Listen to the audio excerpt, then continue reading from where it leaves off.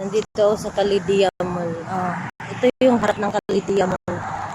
Parang sarado pa sila. Ramadan kasi ngayon. Baka late na sila magbukas. Baka mga 10 o 11 na.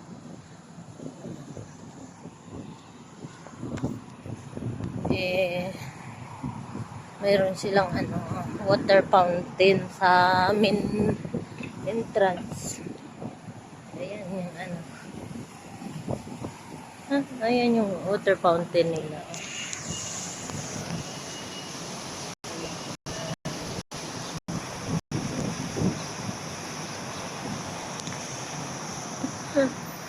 Ayan mall.